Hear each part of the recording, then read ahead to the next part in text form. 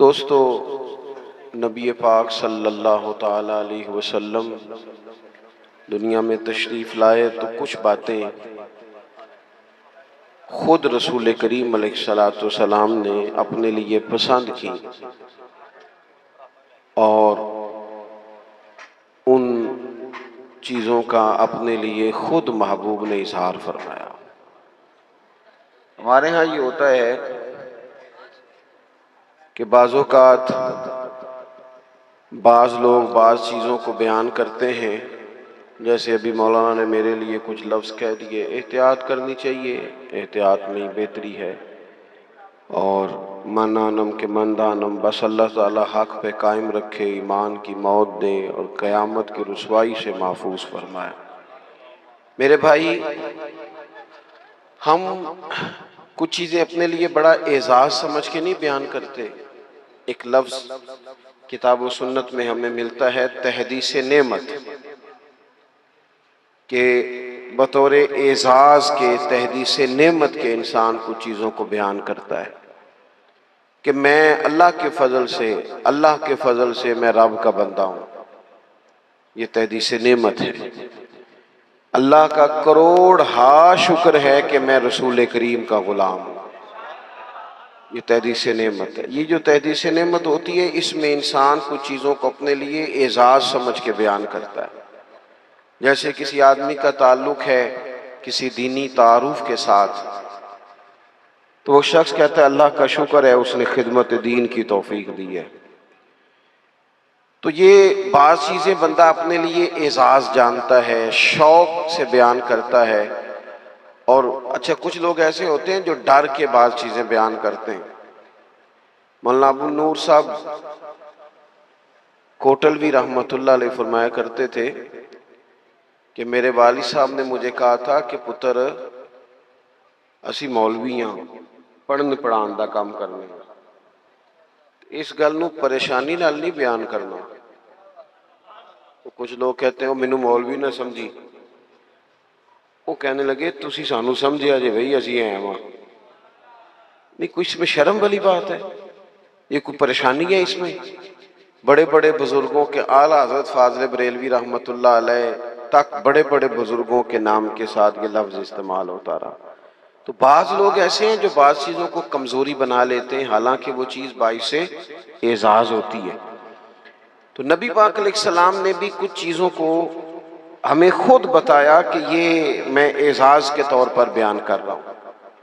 ان میں سے ایک چیز یہ ہے کہ رسول کریم نے فرمایا لوگوں، اللہ نے مجھے معلم بنا کے بھیجا ہے، میں ایک استاد بن کے آیا ہوں۔ اللہ کریم نے قرآن مجید میں فرمایا وَيُعَلِّمُكُمُ الْكِتَابَ وَالْحِكْمَةَ، یہ محبوب تمہیں کتاب سکھائیں گے اور حکمت سکھائیں گے۔ وَيُعَلِّمُكُم مَّا لَمْ تَكُونُوا تَعْلَمُونَ، اور جو تم نہیں جانتے تھے وہ میرے رسول تمہیں سکھا دیں۔ تو حضور ایک معلم بن کر، ایک استاد بن کر آئے۔ ہمارے ہاں نا لوگوں نے تصوف اور طریقت میں ایک اصطلاح نکالی ہے، نظر کرم کر دیں۔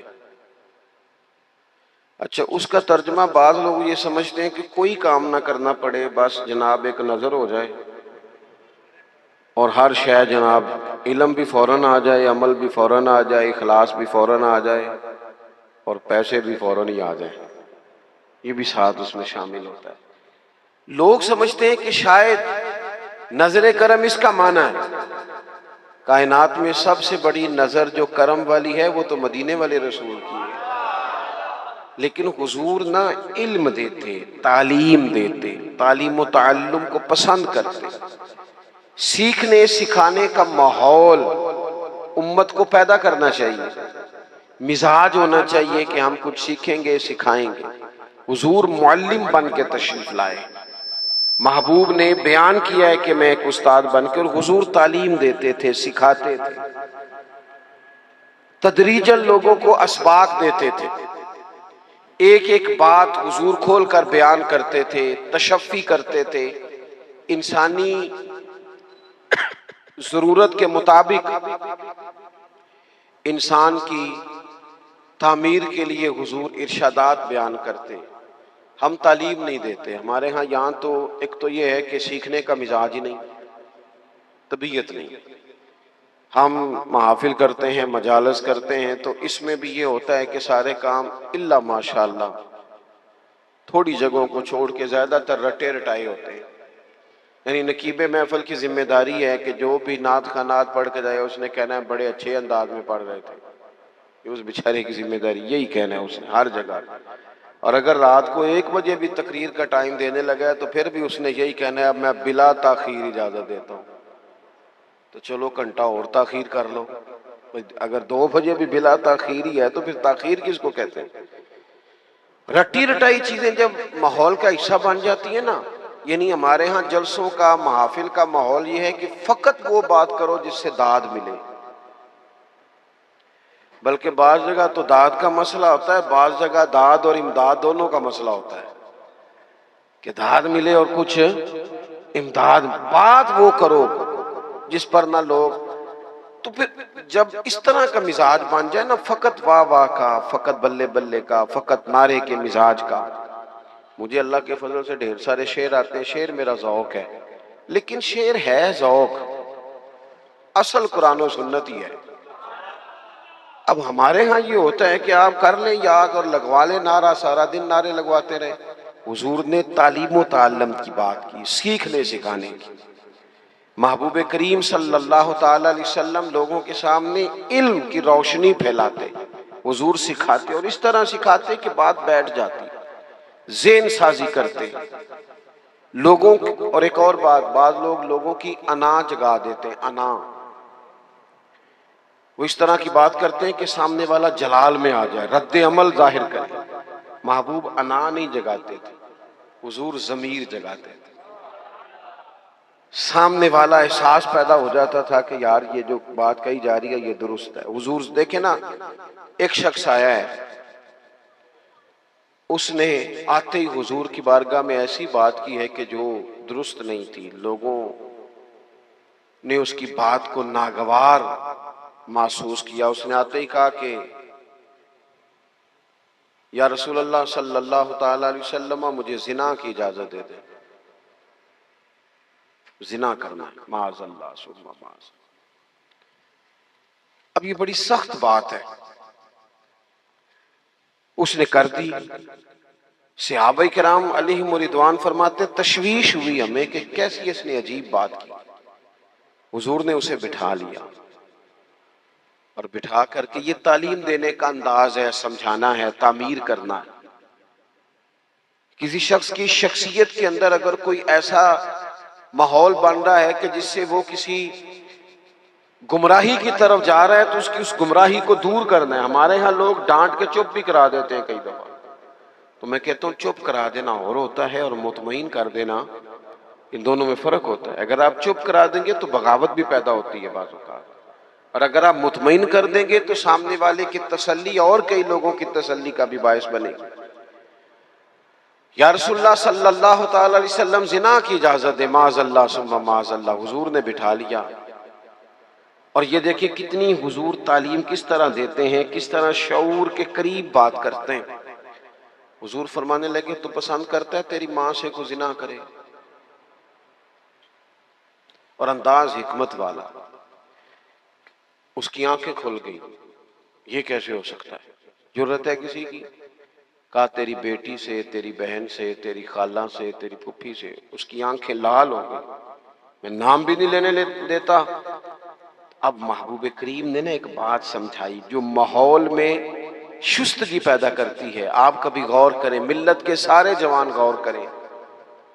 حضور نے فرمایا جب میں نے تجھ سے کچھ سوالات کیے ہیں تو تیری آنکھوں میں غصہ اتر آیا ہے، جس سے تو زنا کی اجازت مانگ رہا ہے وہ بھی تو کسی کی بہن ہوگی نا، وہ بھی تو کسی کی بیٹی ہوگی نا، جس کے بارے میں تو بات کر رہا ہے۔ تو اب آپ میری بات کو سمجھ لیں کہ جو بات بندہ اپنے گھر کے لیے پسند نہیں کرتا۔ میرے پاس ایک نوجوان آیا، کہنے لگا میرے ابا جی کو سمجھائیں، میں نے مرضی کی شادی کرنی ہے اور ہر صورت کرنی ہے۔ اور ظاہر ہے جو مرضی کی شادی کر رہا ہے معاذ اللہ وہ پہلے غیر محرم سے بات بھی کرتا ہوگا۔ میں نے مرضی کی شادی کرنی ہے۔ میں نے اسے کہا بالکل ٹھیک ہے۔ وہ دلیلیں دینے لگ گیا. ہمارے ہاں لوگوں کو اپنی مرضی کی دلیلیں بھی آتی ہیں، اسلام میں جائز ہے، اخلاق میں جائز ہے، قانون میں جائز ہے، فلانی جگہ جائز ہے، ساری باتیں یاد آ جاتی. میں نے اسے کہا کہ تو میرے پاس آ. میں نے اسے اکیلے میں کہا پتر ایک بات صرف کرنی ہے، تم نے ناراض نہیں ہونا، صرف ایک. جتنی باتیں تم نے کی میں نے ساری قبول کر لی، بس میرا سوال یہ ہے کہ پسند کی شادی کرنا صرف تیرے لیے جائز ہے یا تیری ہمشیرہ کے لیے بھی جائز ہے؟ میں یہ سبق دے دے مجھے، اس کا جواب دے کہ تیری بہن کے لیے بھی تو جائز ہے نا کہ اگر وہ چاہے تو پسند کی شادی. تو چپ کر گیا. کہنے لگا وہ تو ایسی نہیں. میں نے کہا چل تو ہے نا. وہ ایسی نہیں تو ہے نا. اللہ کرے ایسی ہو بھی نہ، صرف مثال سمجھانے کے لیے عرض کی ہے کہ ہم جب دعوے کر رہے ہوتے ہیں کسی کی بہن کے لیے تو انداز اور ہے، اور جب بات ہمارے گھر میں آئے تو میرے بھائی حضور نے تو ان کو غیر کہا ہی نہیں. ہر کلمہ پڑھنے والی خاتون ہماری بہن ہے اسلامی رشتے سے.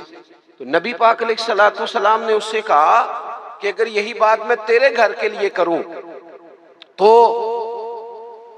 اس کی تو کیفیت ہی بدل گئی. یہ ہے حضور کا تعلیم دینے کا انداز.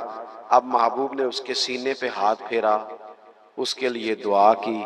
کہنے لگا یا رسول اللہ کرم ہو گیا ہے، میرے دل سے یہ بری خواہش ہی دور ہو گئی ہے. تو حضور تعلیم دیتے، سکھاتے، تعمیر کرتے، لوگوں کو علم دیتے، روشنی دیتے. نبی پاک صلی اللہ تعالی علیہ وسلم تدریجاً لوگوں کو سمجھاتے. حضور نے نا لوگوں کو سمجھایا تھا. پہلے لوگ کسی عقیدے کے قائل ہی نہیں تھے. محبوب نے سمجھایا کہ دنیا مختصر ہے. حضور نے بتایا کہ مرنے کے بعد ہمارے لیے جو قبر ہے اس کو صرف ایک پہلو نہ سمجھ لینا، وہ گڑھا بھی ہے دوزخ کا لیکن وہ جنت کا بھاگ بھی ہے. نبی پاک نے لوگوں کو ایجوکیٹ کیا، تعلیم دی، سمجھایا کہ تم ایک نظریاتی زندگی گزارو. فقط یہ 50-60 سال ہی کل زندگی نہیں، یہ تو تمہیں بھیجا گیا ہے کام کرنے کے لیے، کاشتکاری کرنے کے لیے. مرنے کے بعد تم نے اس کاشتکاری کا پھل کاٹنا ہے. اب یہ تعلیم اتنی راسخ ہو گئی لوگوں کے دلوں میں، اور صرف لوگوں کو نہیں سمجھایا. وہ ہمارے ہاں پیرانے عظام یہ کرتے ہیں، لوگوں کہتے ہیں فقیر ہو جاؤ، فقیر ہو جاؤ، فقیر ہو جاؤ. لوگ فقیر ہوتے جاتے ہیں اور پیر صاحب امیر ہوتے جاتے ہیں. وہ مالدار ہوتا جاتا ہے، لوگوں کو فقر کا سبق پڑھاتا جاتا ہے. نبی پاک علیہ السلام نے لوگوں کو جب یہ کہا نا کہ زندگی چند روزہ ہے، تو یہ تعلیم لوگوں کو تو دی، لیکن اپنا حال یہ تھا ایک وقت روٹی کھائی اور 3 وقت فاقہ کیا. محبوب نے چٹائی پر آرام فرمایا. حضور موٹے بان کی چارپائی پہ لیٹے، موٹے بان. اور حضرت عمر فرماتے میں تباً سخت تھا، لیکن حضور کی کمر پر جب میں نے چارپائی کے نشان دیکھے تو میں رو پڑا. یا رسول اللہ، اللہ کے دشمن اتنی موج میں ہیں اور آپ تو. حضور نے ایک تو یہ ہے نا کہ آپ کی پیار میں کوئی رو رہا ہے تو بندہ کہے کوئی نہیں بس حالات ہے ایسے، نہ. محبوب نے نظریہ بیان کیا، نظریہ. فرمایا عمر تم پسند نہیں کرتے کہ وہ تھوڑی سی دنیا میں آسانی دیکھیں اور آخرت میں رسوا ہو جائیں، اور ہم دنیا میں تھوڑی سی مشکل دیکھیں اور آخرت کی ساری عزت اللہ ہمیں ہی عطا فرما دے. تو حضور تعلیم دیتے، سمجھاتے، قائل کرتے، دلیل دیتے، لوگوں کو سمجھ آتی. اور وہ پھر شعور اتنا بلند ہوا، اتنا بلند ہوا، اتنا بلند ہوا، یقین علم الیقین تک سے شروع ہو کر عین الیقین تک پہنچا اور حق الیقین تک پہنچا کہ حضرت انس بن نضر رضی اللہ تعالیٰ عنہ احد کے میدان میں جب موجود تھے نا تو جنت کی باتیں سن کے، وہ تعلیم لے کے قلبی واردات اس طرح کی ہو گئی تھی کہ میدان احد میں کھڑے ہو کے لوگوں سے کہہ رہے تھے نہ ادھر جاؤ، ادھر واپس آؤ. مجھے تو احد پہاڑ کے دامن سے جنت کی خوشبو آ بھی رہی ہے، جنت کی خوشبو آ رہی ہے. تو تعلیم کا کچھ نہ تھوڑا سا سیکھنے کا ماحول بنائیں. ہمارے ہاں الجھنیں بہت زیادہ ہیں. ایک لمبی تعداد ہے لوگوں کی جو ہر وقت ذہنی کشمکش کا شکار رہتی ہے. ایک تناؤ ہے، ایک الجھاؤ ہے۔ میں گزارش کرتا رہتا ہوں بزرگوں سے تو نہیں، جو دوست احباب ہیں علماء کی جماعت میں، کہتا ہوں کہ لوگوں کے جو مسائل ہیں اس پر گفتگو کی جائے، لوگوں کو ذہنی آسودگی کا موقع میسر آئے، انہیں پتہ چلے کہ یہ ہمارا اصل مسئلہ ہے۔ ہمارے جو آپ دیکھیں نا، حسد بہت بڑا مسئلہ ہے، اس پر نبی پاک علیہ الصلوۃ والسلام کی درجنوں احادیث موجود ہیں، اور اس کے ہر پہلو پر حضور نے ہمیں سبق دیے، بغض پر، جھوٹ پر، بدی پر، خیانت پر، رزق حلال کے فضائل پر، محبت پر۔ یہ جو ہمارے مسائل ہیں، ہم اگر حضور سے سیکھ لیں، ایک جنگ بنی رہتی ہے گھروں میں، چوکوں میں، چوراہوں میں، آپس میں، دفتروں میں، اکٹھے بیٹھنے والے لوگوں میں، حتیٰ کہ دینی ماحول میں بھی اگر چند لوگ مل کے کام کرتے ہیں تو وہاں بھی کچھ نہ کچھ آپس میں چیزیں دلوں میں موجود رہتی ہیں۔ شرط یہ ہے کہ ہم حضور سے سیکھیں، کشادگی پیدا ہوگی، دل بڑے ہوں۔ تو نبی پاک نے اپنے لیے بطور معلم کا لفظ اعزاز کے طور پر حضور نے بیان کیا۔ اور دوسرا، حضور نے فرمایا میں نا اخلاق عالیہ کی تکمیل کرنے دنیا میں آیا ہوں۔ ایک ہوتا ہے کوئی اچھی بات کرنا، بہت سارے لوگ اچھی باتیں کرتے ہیں، اور آج کل تو سارے لوگ ہی اچھی باتیں کرتے ہیں، پر مسئلہ صرف اتنا ہے کہ کرتے دوسروں کے لیے۔ جتنی اچھی باتیں ہو رہی ہیں وہ ساری اچھی باتیں دوسروں کے لیے۔ اگر وہ اچھی بات جو ہم کر رہے ہیں صرف وہ والی کریں نا جس پر ہم عمل کرتے ہیں، تو جو تبلیغ عمل سے ہوتی ہے وہ دیر پا ہوتی ہے، اس میں وسعت ہوتی ہے۔ اللہ کے پیارے رسول صلی اللہ تعالی علیہ وسلم نے صرف اچھی بات نہیں کی، آپ توجہ کریں گے میری بات پر، حضور نے صرف ایسا نہیں کہ ایک اچھی بات محبوب نے کر دی، حضور نے وہ والی اچھی بات کی ہے کہ اس سے زیادہ اچھی بات ہو سکتی نہیں۔ اعلیٰ حضرت کہتے ہیں سارے اچھوں سے اچھا سمجھئے جسے ہے اس اچھے سے اچھا ہمارا نبی۔ ایک ہوتا ہے روٹین میں کوئی خیر کی بات کرنا، اور ایک ایسی بات کر دینا کہ پھر گنجائش باقی نہ رہے۔ نبی کریم علیہ السلام نے وہ خیر کی باتیں کی ہیں کہ مزید پھر گنجائش ہے۔ یہ جو ہمارے یہاں مصیبت بن گئی ہے نا کہ ہم نے وہاں سے بھی سیکھنا ہے، دانش وہ ہمارے اسکولوں کالجوں کی دیواروں پر انگریزوں کے قول بھی لکھ دیے۔ تو میں کہتا ہوں کیا احادیث ساری یاد ہو گئی تھی بچوں کو؟ قرآن مجید کی آیات یاد ہو گئی تھی؟ اور کیا کوئی ایسی بات تھی جو حضور نے بیان نہ کی ہو، جو آپ کو ادھر ادھر جانا پڑا؟ اللہ کے پیارے رسول صلی اللہ تعالی علیہ وسلم نے تکمیل کر دی اخلاق عالیہ، بلندی اخلاق جہاں تک جا سکتے تھے وہ ساری چیزیں حضور نے ہمیں دی ہیں۔ اخلاق کی کوئی ایسی بات نہیں جو رسول پاک صلی اللہ تعالی علیہ وسلم نے ہمیں نہ بتائی ہو، اور وہ باتیں ہمیں یاد بھی ہیں۔ بس مسئلہ یہ ہے کہ تقریریں، میں آج کل یہ دیکھتا ہوں کہ آپ آ جائیں جی، آپ یہاں بھی بیان کر دیں، آپ تھوڑا وہاں بھی کر لیں، تھوڑا وہاں بھی کر لیں۔ تو میں یہ اکثر کہتا ہوں دوستوں سے کہ اگر تو تقریریں ہیں فقط کانوں کی لذت کے لیے، پھر تو سارا دن سنیں، اور اگر عمل کے لیے ہے نا تو پھر میرا خیال ہے 20 منٹ اگر کسی نے کوئی بات سن رکھی ہے تو عمل کے لیے کافی ہے، وہ عمل کے لیے کافی ہے۔ وہ بزرگ ایک مثال دیا کرتے تھے کہ ایک شخص نے کسی مولانا سے سن لیا تھا، بعض اوقات لوگ کھیتوں میں قضائے حاجت کے لیے جاتے تھے پیشاب کرنے، تو کہا سخت جگہ پہ پیشاب نہ کرو، وہ اس لیے کہ پیشاب کے چھینٹے پلٹ کر کپڑوں پہ نہ آئیں۔ تو اس بیچارے نے وہ مسئلہ سن لیا، وہ صرف نعرے والا نہیں تھا نا، عمل والا تھا۔ اس نے پھر نہ اپنی رومال میں ریت باندھ کے کندھے پہ رکھ لی، جہاں اسے قضائے حاجت کا موقع آتا وہ پہلے ریت رکھتا، اس میں وہ پیشاب کرتا تاکہ میرے کپڑوں کو۔ تو کسی نے کہا چل دوبارہ محفل میں جانا ہے، کوئی سننا ہے، تو کہنے لگا نا بھائی بس، وہ جو ایک مسئلہ سنا تھا اس کے لیے کندھے پہ ریت اٹھائے پھرتا ہوں۔ یہ ایک سادی بات ہے لیکن سمجھنے کے لیے ہے، اگرچہ آپ ہنسیں پر سمجھنے کے لیے ہے نا، کہ جن کا عمل کرنے کا مزاج تھا وہ تو یہاں تک تھے، اور جن کا خیال یہ کہ اب ویکھیا ساڈی محفل ہوئی، پھر راتی پھر مزہ گیا ہے، او ہو کیا بھئی آپ نے اور میں نے یہی تو کام کیا ہے۔ نبی کریم نے بلند اخلاق سکھائے. ایک حدیث اگر میرے ملک میں نافذ ہو جائے نا، ایک، کتنی کہہ رہا ہوں؟ ہاں نہ نہیں کرتے آپ، ناراض ہیں؟ کتنی؟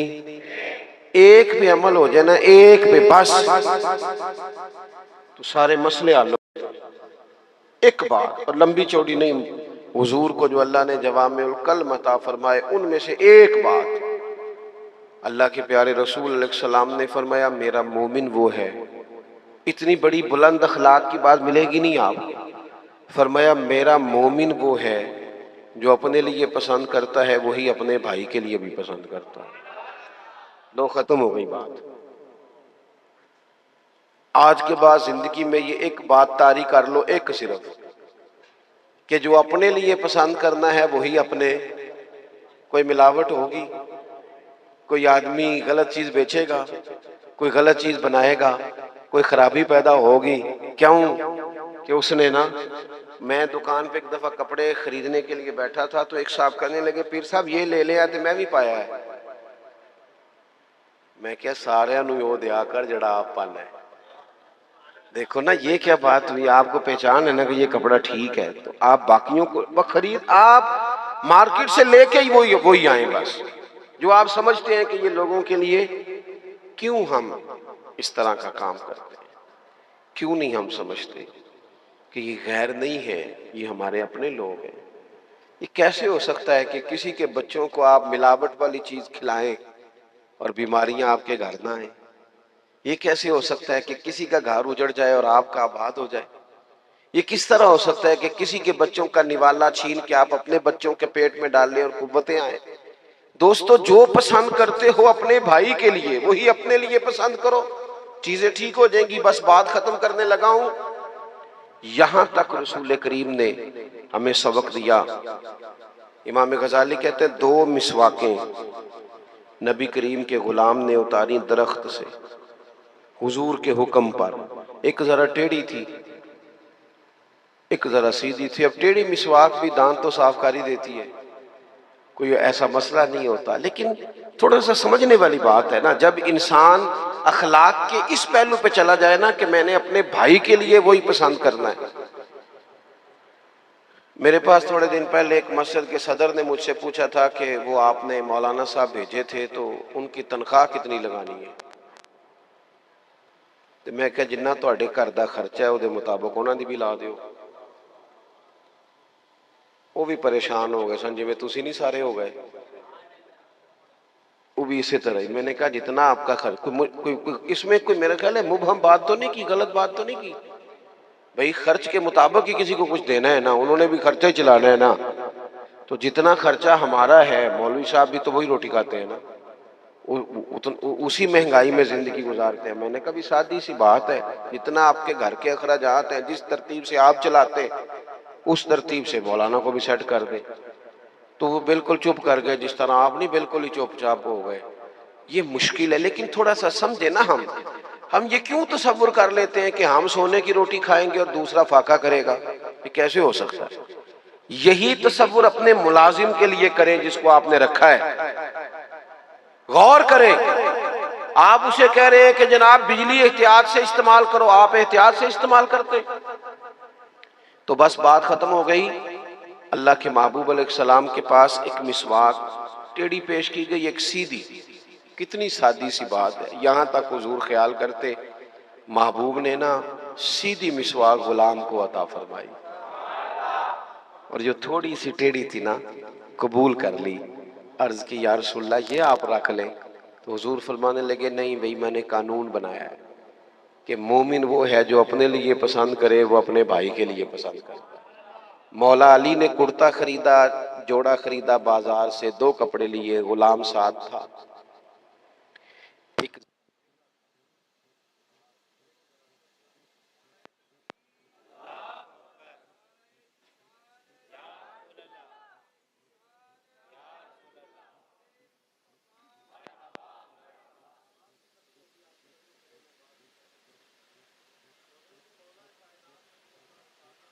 مہنگا کرتا غلام کو دیا، اور جو کرتا تھوڑا سا نسبتاً قیمتاً سستا تھا وہ خود پہنا.